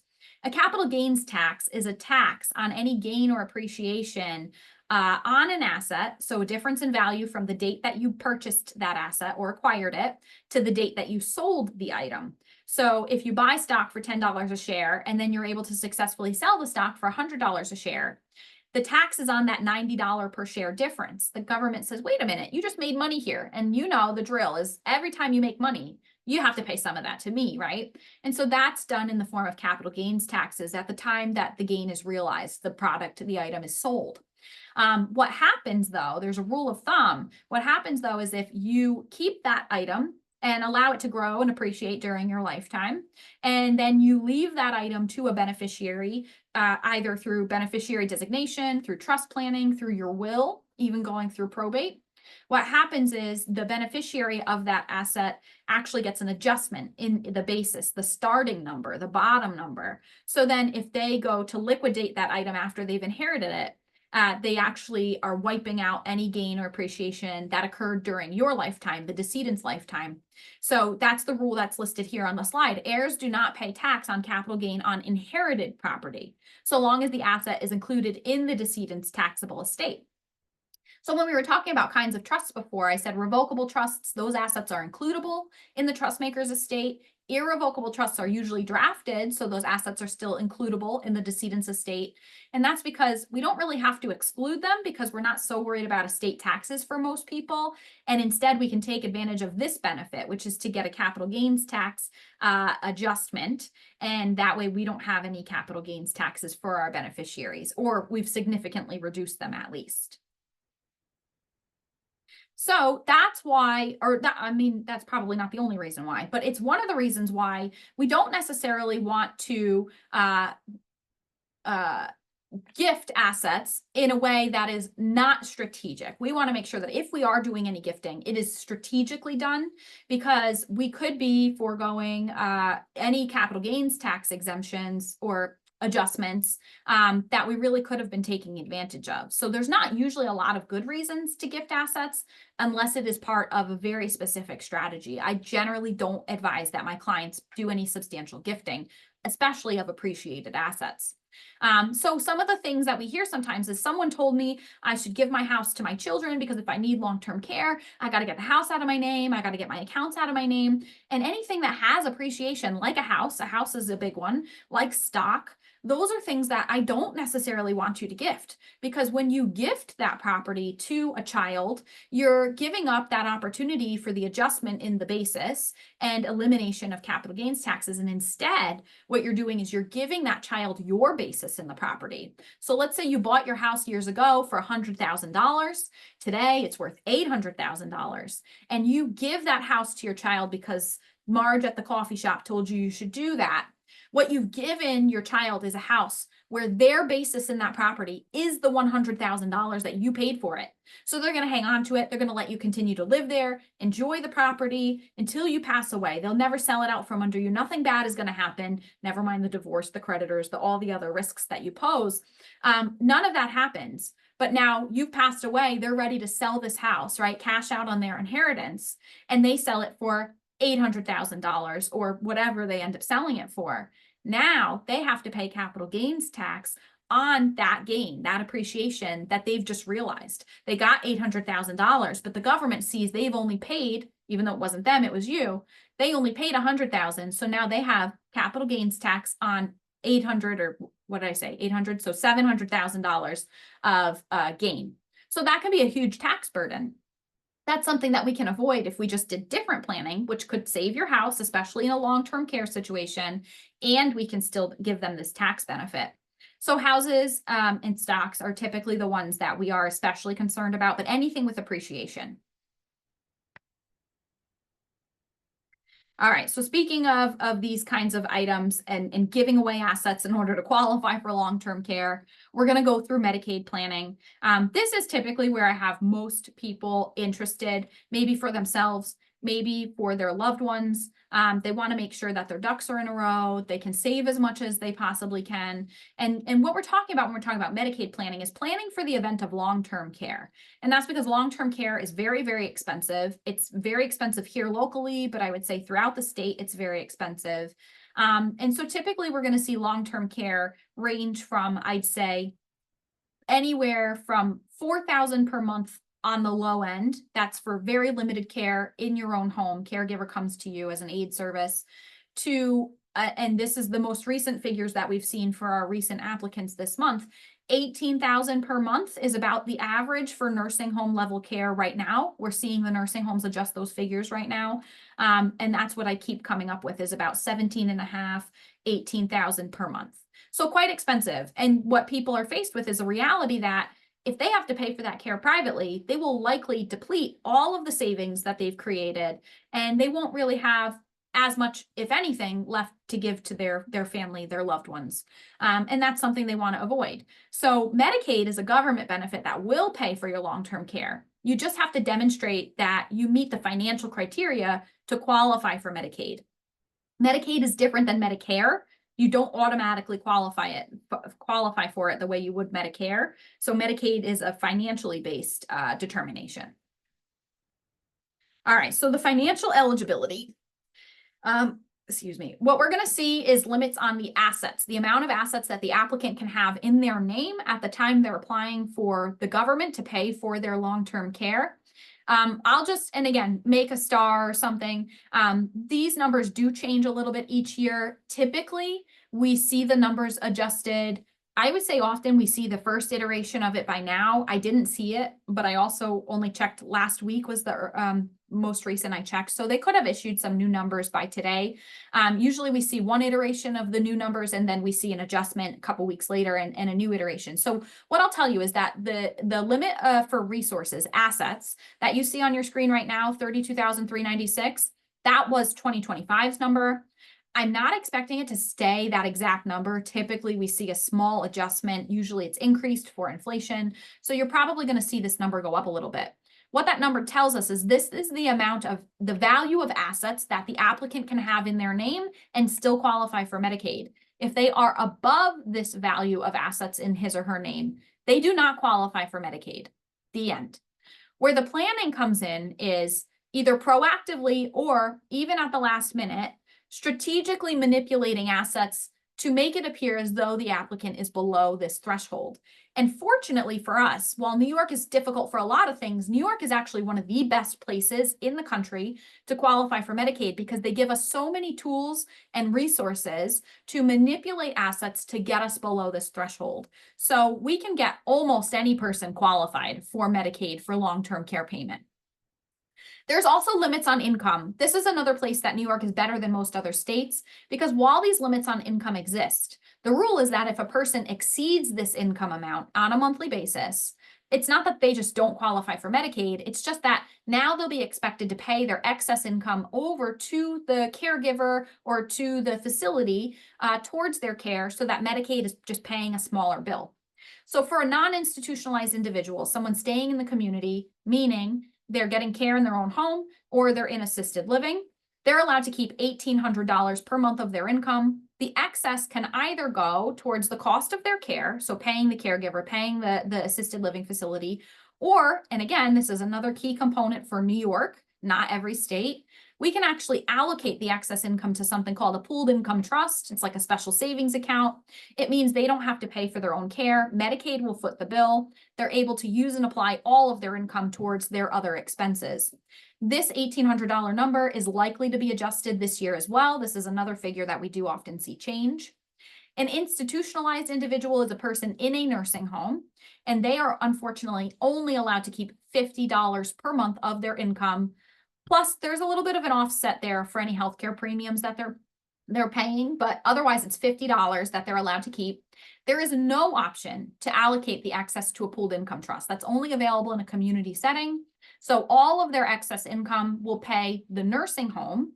And then if there's any remaining balance after that, that's the part that Medicaid will pay. But considering the nursing home bills now are 17, 18,000 per month, most people that are coming to us looking for this kind of assistance, it's because they're not making that kind of money every single month. Or if they are, they know their spouse needs to live off of some of that, those kinds of things. There are some limits, restrictions on the well spouse, the spouse who does not yet need the care, they're not applying for Medicaid. There's a maximum amount of assets that the spouse can keep, and there's a maximum amount of income that the spouse can keep. But another key component for New York state law, and this does not apply in any other state, and it's a wonderful planning tool. In a married situation, New York state has something called spousal refusal. What that allows the community spouse to do is say, I acknowledge that I'm in excess of the maximum resource limit. And again, these limits do adjust each year, and we don't have this year's numbers just yet, but I'm above the 157,920 in assets, or my income by itself is above the 3948 per month. But I'm submitting a spousal refusal. I'm refusing to use my excess assets and income towards my spouse's care. I want Medicaid to pay for my spouse's care in full. And in New York, typically that's very well received. Department of Social Services will say, okay, we got your spousal refusal, we'll pay for their care, you just keep everything extra. So that spousal refusal option is really only available here to any great extent. Florida has a version of it. I think it's more limited. I don't practice in Florida, so I can't say for sure, but I know it's not the same as New York's. And that's the only other state that really has something even comparable to that. So in a spousal situation, the strategy is typically to make sure that the applicant has as little in their name as possible, and everything has been shuffled over to the well spouse, the community spouse, and then we submit an application along with a spousal refusal, and that generally helps us to get an approval for Medicaid for the applicant.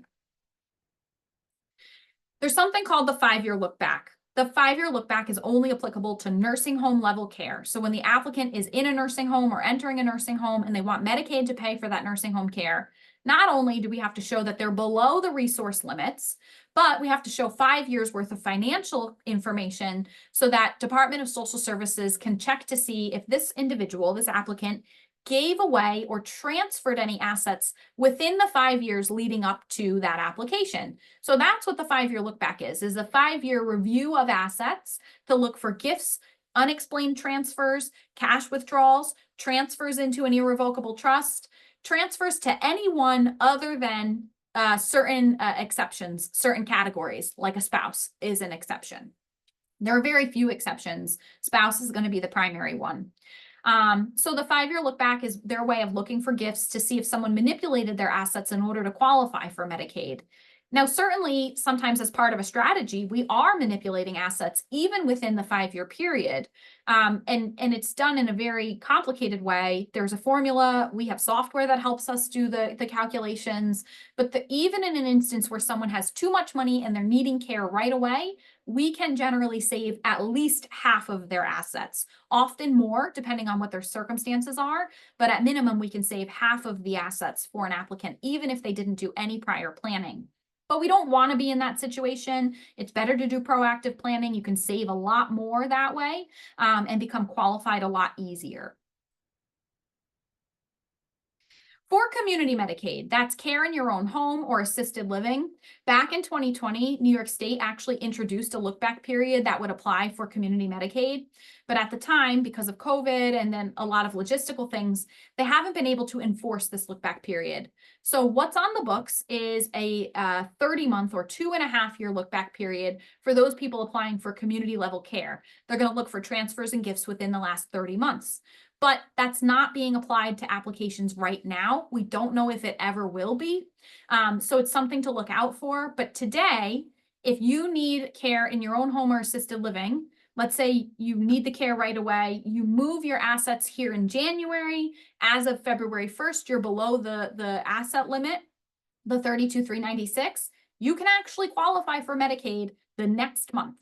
All they need to see is as of the 1st of that month that you're applying, you were below the asset limit, you will qualify for community level care. So as long as this look back period is not being enforced, we are in very good shape for community level care. And it's only the nursing home that we have a 5-year look back for.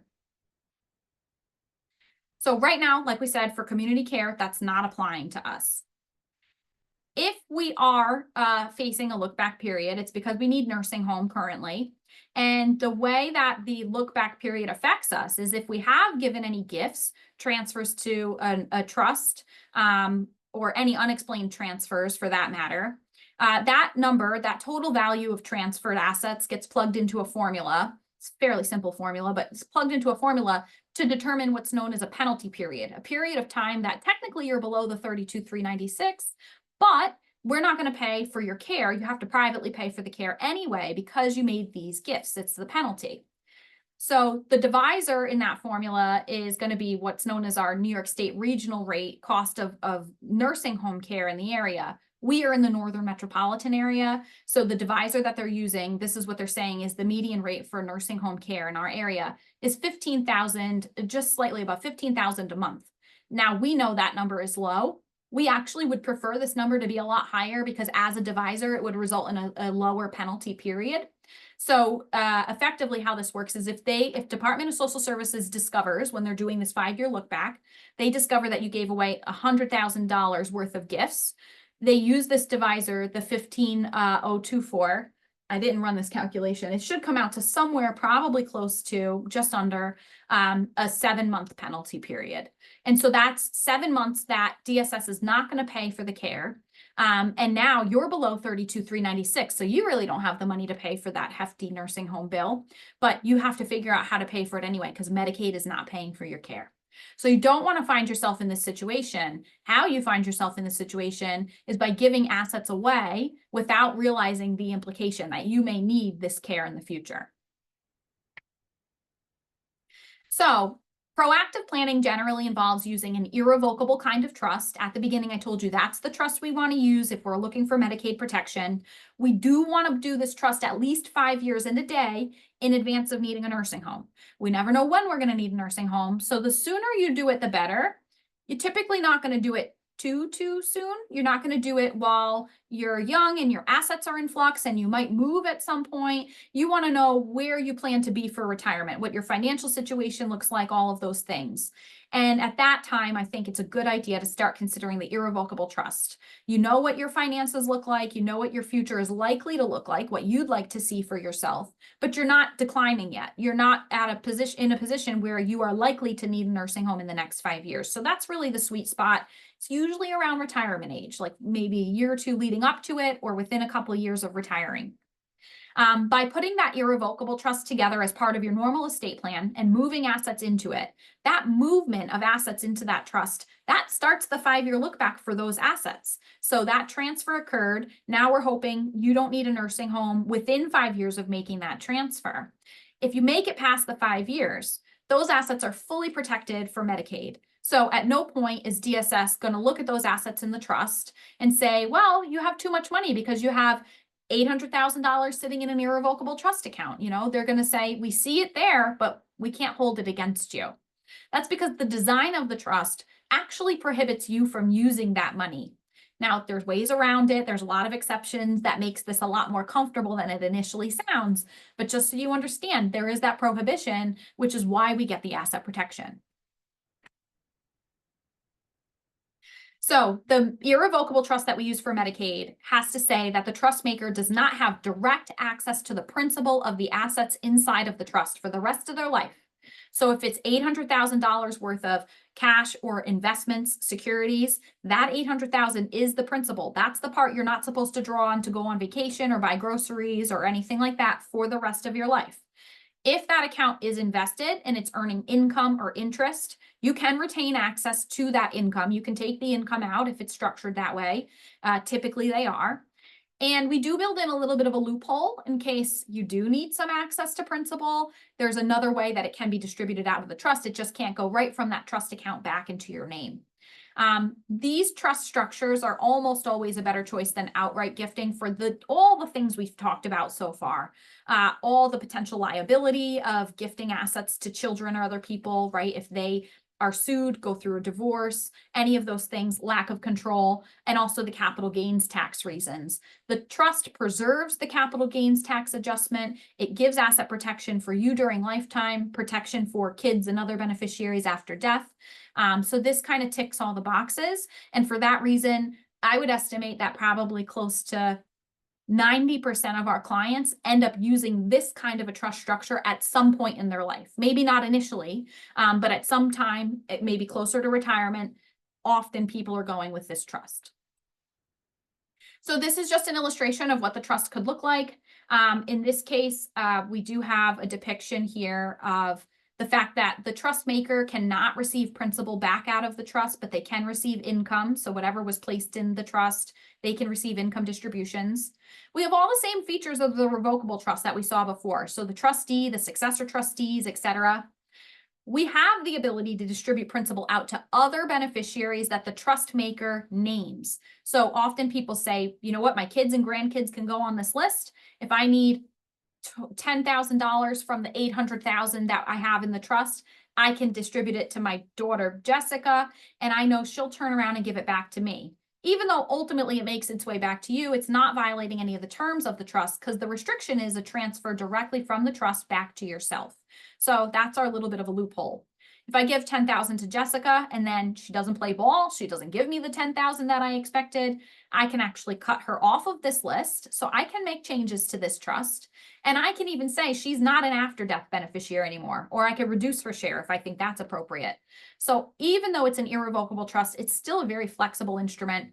And like I said at the beginning, you can revoke an irrevocable trust. So the flexibility is the fact that you can revoke it, that even without revoking it, you can distribute principal out to other beneficiaries, and you can change your trustees, your other beneficiaries, and your after-death beneficiaries at any time. So the irrevocable trust is a really great tool. It gives us the asset protection that we're looking for in most cases. It gives us the flexibility that we want in other trust structures. It avoids probate. It avoids any court proceeding the same way the other trusts would. And we can create protective trusts for our kids or whoever our beneficiaries are if we think that's appropriate as well. So those are the features of the trust. It's really probably one of the most used and valuable tools that we have available to us. Not every state acknowledges the irrevocable trust as a protective mechanism. So if you think you might move out of state, you will want to look at the laws in each state. Medicaid is a federal benefit that's administered differently from state to state. So it's going to be something that works really well in New York. It works really well in most other states, but it's not perfect. It's not going to work. For instance, if you move to New Jersey, you can use this trust. It'll avoid probate. It'll create protection for the kids, but it will not protect your assets if you need Medicaid in New Jersey, for example. So that's why we want to do it a little closer to retirement, where we have some idea, where are we going to be? Is this still a useful tool to us? And those are really the considerations for that. The kids still receive an adjustment in the cost basis for any property that they're inheriting. If you put your house in here, which is a very good asset to put into this trust, you can still sell your house if you think you might downsize or move to a different location. You're still able to sell the real estate or any other asset that's inside the trust. The difference is that the proceeds from the sale will be payable to your trust, not to you.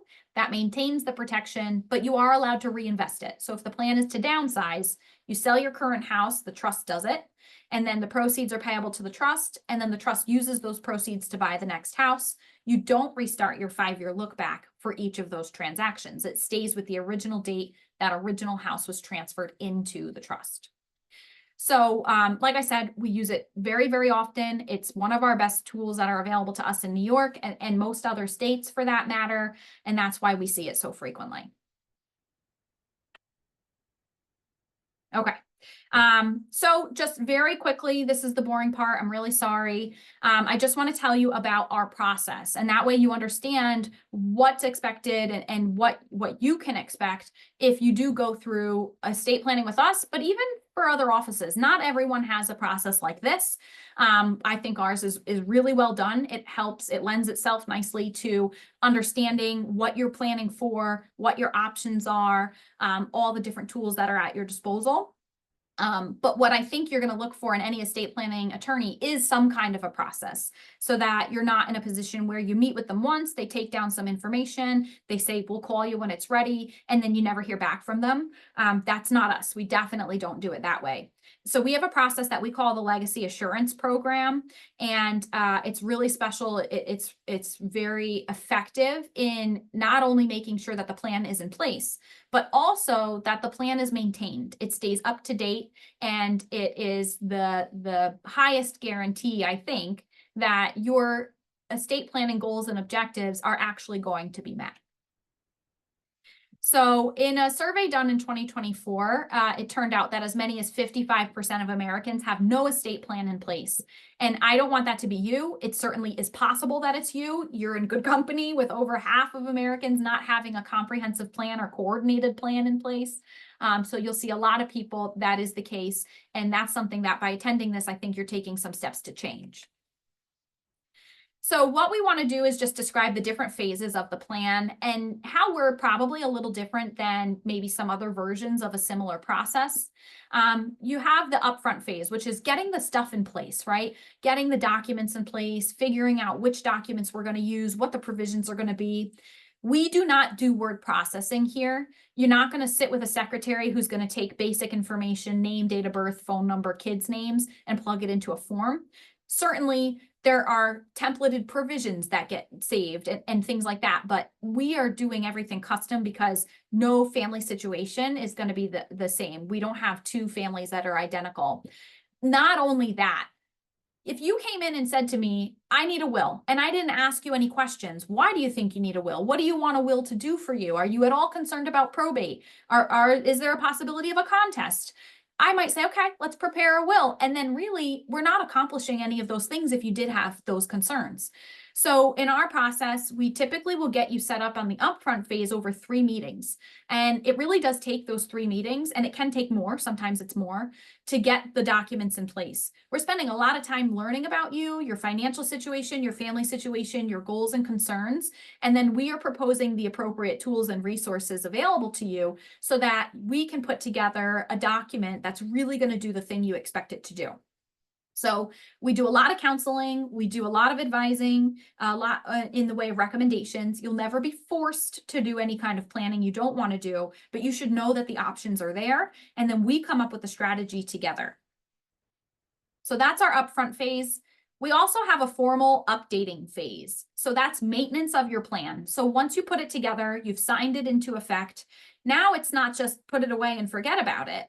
You should make sure that that plan remains up to date, that you didn't have a falling out with someone and now they're left over in your estate plan, that people's contact information is up to date, that your asset information is up to date. That's where we started today, was talking about assets. We want to make sure the assets match the plan. And as your assets change, you go to different institutions, maybe you have additional assets. Those are things you need to make sure still comply with your plan. So your life can change, right? That's your relationships, your finances. The laws often change, and you shouldn't be the one to stay on top of that legislation, but you should be aware that there are changes in the laws that could affect your planning. And your lawyer's skill, knowledge, expertise is likely going to change over time.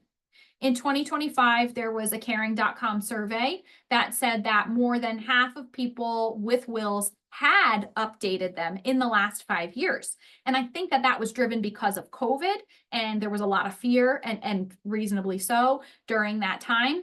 But that shouldn't be the thing that drives you to update your will. It should be that you're thinking about this document as a living, breathing thing all the time. Maybe not every second of every day, because it's very morbid, but once a year, mentally touch base with your plan. And then if you have changes, go in and make the changes. If not, then every couple of years at minimum, check in with your attorney. We actually have a formal annual updating program that's available here if you wanted to opt into that.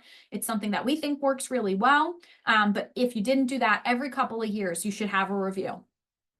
Often we find that trusts, if people do have trusts, are not funded properly. So again, the assets, that's the part that's changing often. We need to make sure that those are titled correctly. And then there's the settlement phase. So that's after someone either becomes incapacitated, needs long-term care, or passes away. Just because you have the paperwork in place doesn't mean that it's like magic going to do things for you. When you're doing this paperwork, you're designating helpers, you're designating successor trustees, agent your power of attorney, healthcare agents, executors. These are people tasked with responsibilities, and they will be expected to do things at the time that you do become incapacitated or pass away. So it's not like magic. Just because it's written down doesn't mean that this is going to happen automatically. It may be an easier administration because we don't have to go through court, hopefully, but it still takes a person doing these tasks. often that person will end up conferring with an attorney for some guidance. And so we are available for the settlement phase for that as well.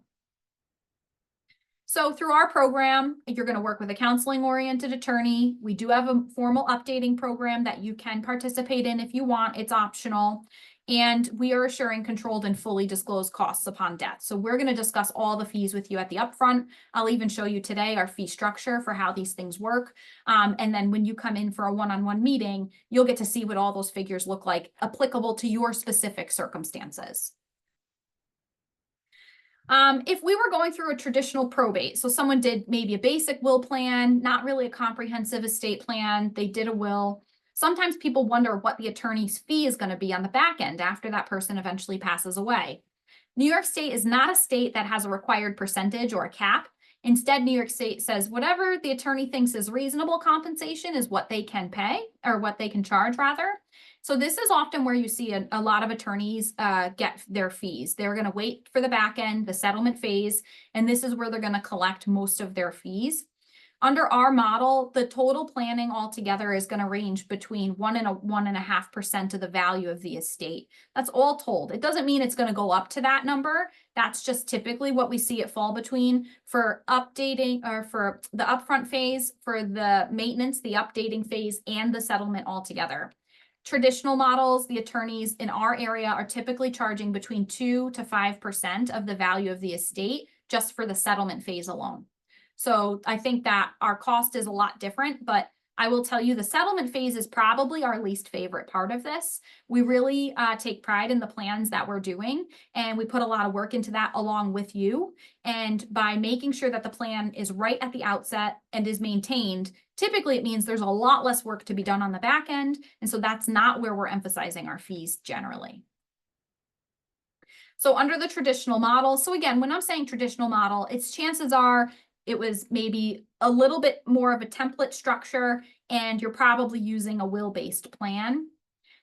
We think that has low cost, low value, just because maybe it's not very specific or custom to you and your needs. There's typically no funding, no asset connection to the plan. Many other firms don't really offer a formal maintenance program, so we don't generally see that. And the result of this is that on the back end, there's a lot more work to be done. It may be more chaotic, maybe not, but typically that's where the attorney is going to be needed to do a lot of paperwork and a lot of hand-holding, and they're going to charge a fee that is comparable to that. In ours, we generally are balancing all of that out. So we're charging a larger upfront fee, but that means that it's a reduced fee on the back end.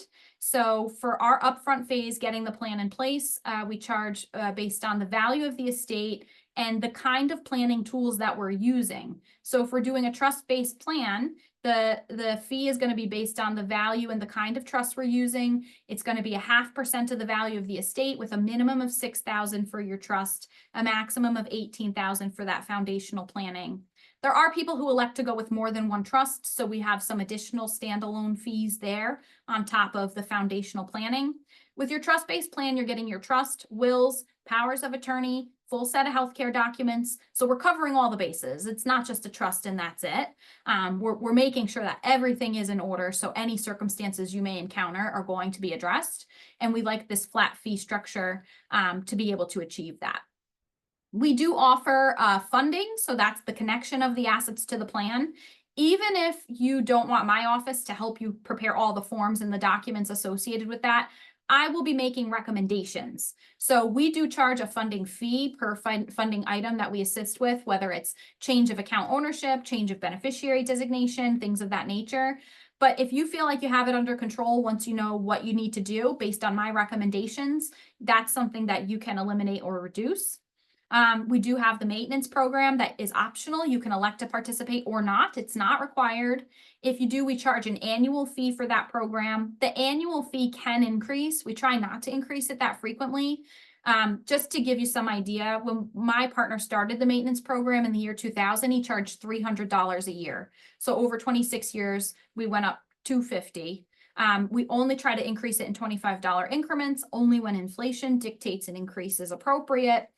So you pay $550 a year is the 2026 figure, and that allows you to come in every year, review your plan. We have workshops like this available to all of our clients, and you get an update to your plan every single year. So whether you have changes or maybe you don't have any changes, but I have changes to the language I'm typically using because of changes in the laws, or I learned a new tool or something like that, you're going to benefit from all of those changes and updates as well. What this allows us to do by setting up a good plan at the front and then maintaining it so it stays a good plan, it means that if you were to become incapacitated or pass away, our fees are much, much lower. So we do have a 1% fee cap. Doesn't mean we're going to charge 1%. It just means that that's the maximum we could charge if we are working with your family on the settlement phase. And if we need to file an estate tax return, which sometimes we have to do just for informational purposes, even if you're below the exemption, we are preparing those estate tax returns for you so that your family is not hiring a separate accountant to do that exact thing. So that's our fee model. That's how it looks. Like I said to you before, reasonable compensation is New York State's threshold. An attorney can charge whatever they want as long as it's reasonable. And one such example of this, a court said the court should consider factors such as time and labor, difficulty of the questions involved, the amount, so the value of the estate, the amount involved, counsel's experience, ability, and reputation, and the customary fee charged for such services. So that's why you see that attorneys can, and maybe in many cases it is reasonable, there's a lot of work to be done, but they can charge fees that are higher and hopefully appropriate, but that's not really where we want to be. This is just one such example. My partner represented a beneficiary of this estate, and what was interesting to him when he received this informal accounting were some of the figures here. The total value of the estate being $867,000. Then we look at the attorney's retainer. He took $5,000 up front. That's pretty normal. I mean, pretty high for what we would do, but for the area, that's a normal upfront retainer. But then if you look at the back end, at the end of everything, the attorney was paid the balance of what he's owed, and it was another $25,015. And so my partner said, you know what, that $15 is kind of an odd thing. But if you look at the executor's commission, the attorney's fee agreement must have been whatever your executor gets paid as their commission, I'm going to take the same fee. And that's several percentage points. So what we ended up seeing was the net estate, which our beneficiary shared in, was just under the 800,000, and it was an 8% reduction between those fees and costs. So that's going to be something we're never going to be anywhere near that 8% number for our settlement fees. All right. We have a very quick fee comparison. I like this because it's actually a real client. It's not her real name, but all of the asset and other information is real, just to give you an idea of what this looked like. The woman was 81 when she started planning with us in 2007. At that point, she had some assets, not a lot of things, but I would say a fair value of assets for that time. So she had a house, she had cash and liquid investments, she had an IRA, and she also, sort of unique to her, had an interest in a real estate partnership. So she was at about 1.6 million at that time. Over the time she did planning with us, the value of her estate actually increased. So she passed away in 2017. She had pretty much the same assets, the same accounts in the same places. The values were adjusted though. So she was at over $2 million at the time she passed. Under a traditional model, what we figured she probably would have paid for a basic will plan would have been about $650. Will, hopefully power of attorney healthcare would be included in that fee. I don't know. There wouldn't be any asset connection. That's the funding. There wouldn't have been any formal maintenance or updating program. So her will would have been whatever will she did back in 2007. Under our model, we actually charged her $8,000 at the upfront for the foundational cost. She did an additional trust at that time for $1,500, which was appropriate based on her age, did some long-term care planning. And then we also formed an LLC at that time. We charged her $1,000 for that. We did do some funding for her. So for all the different accounts and assets, it was $750. That $750 funding fee is actually a lot higher than what we would typically see for many of our funding clients. But just so you have something in mind, she actually paid $750. Over the time that she participated in our maintenance program, she paid another $38.75 in the annual maintenance fees. So that was over a 9-year period. So that was her lifetime expenses for what she paid upfront and maintenance and funding. After she passed away, based on an attorney's fee for the area, we used a 2.5% attorney's fee, which I think is reasonable, maybe even a little bit low for what an attorney would charge if they had to help with a probate proceeding. That attorney would have charged about $51,000, almost $52,000 in attorney's fees on the back end. And that's presuming she would have gone through probate, so there would have been some delay in the time the assets were administered. So we figure about 6 to 12 months for probate. In our model, the maximum fee we could have charged her family for the administration would have been $20,000 based on the 1% fee cap. We charged the family $9,000 for the administration. There was some complexity involved in it. She did have some separate trusts created for her children, but also because of the business interests, there were some sort of nuanced things that we had to take care of. It was in a housing complex locally, and there were other partners. So we charged $9,000. But the settlement was completed in a 3-month period. Soup to nuts, all done, 3 months. The family was able to walk away with what they needed, wanted, which included protective trusts for her adult children. So under the traditional model, we figured that using those figures that we presented, her and her family together would have paid about $52,000 in fees, going maybe through a probate proceeding. Under our model, what she actually paid was $24,000, just over $24,000, all costs included. And we do feel that her personal planning goals were satisfied because her children were so happy with the planning that we did in the process that they actually became clients themselves, and I still work with them today, and they're really wonderful people. So they liked the model, they liked the planning tools, they liked how quick everything moved for them, the protections that were involved, and so they also signed up for their own plans. So just to find out what would happen next if you do want to proceed, and again, obviously not required, this is just perfectly free informational material, but if you do want to sign up for a one-on-one meeting with me, we call it the initial attorney interview. Typically, I do charge a consultation fee for that first meeting. I am not charging any consultation fee for anyone who's attended this workshop. So what I'll have you do, if you do want to set up that first meeting, is you should have received an evaluation form. I'd like for you to complete that form with as much information as you're willing to give. But if you do want to set up that initial meeting, there's going to be a little box towards the top that says, please contact me to schedule a meeting, and you'll put some contact information in there, and you'll check that off and return it to us so we know to reach out to you. If you don't want to set up the meeting, please return the evaluation, but you don't have to tick off that box. I still want to know how I did though. So after the first meeting, we would set up one or more design meetings. We work on all the specific details of the planning documents together. Once we're happy with what we think it should look like, we'll set up a delivery meeting. That's the signing. We review the documents I've prepared based on our prior conversations. You sign it at the delivery meeting. If you are participating in the funding, we like to have the funding done at the same time. So you set up the trust, if that's what you do, and then you move all the assets into the trust on the same day. We do offer a family team meeting. So if after everything is signed, you feel like you want your kids or other professionals, advisors, accountants to sort of understand what kind of planning you've done in the basic structure, we can set up a meeting for all of those people to hear about it. You'll tell me what level of detail you want me to go into, just broad overview or very specific.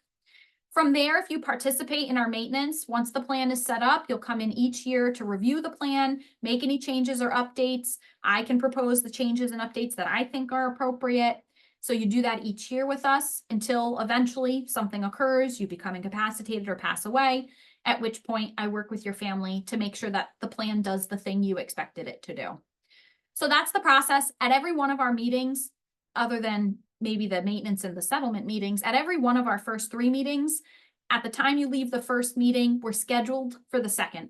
So it's not going to be, I'll call you. It's going to be, let's get a date calendared so we know we have a date that we're working towards. I like to think it's usually about 3 months from the first meeting to the final meeting. That's pretty much, I think, what you can expect at this point. And that gets you set up, and then you're ready for maintenance if that's what you want to do. All right. So I really appreciate your time tonight. I hope I was able to answer a lot of your questions. I wrote a few down. Let me just make sure. Oh, one of the questions was about updating your planning documents. It was, do you have to do whole new documents, or can you just update what's existing? It depends on the document. Most of them, you'll do a whole fresh document containing the new provisions. Trust documents, though, you can typically just keep what you have, but do an update to it. Okay, and we talked about Medicaid and different kinds of trusts. So I hope that was all the questions. Let me just double check the boxes here. It doesn't look like any other questions are here. So if you do have questions that you think of, you're always welcome to email me offline.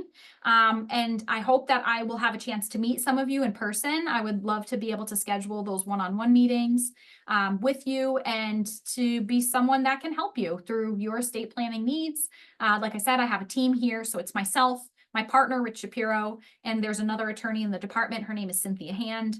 I like to think we are all very capable, and so you're welcome to meet with any of us if you want to. Other than that, thank you again and enjoy your night. Hopefully the weather isn't terrible out. Not that you're going anywhere, but I am. And just stay safe and stay warm, and I hope to hear from you soon. Have a good night, everybody. Bye.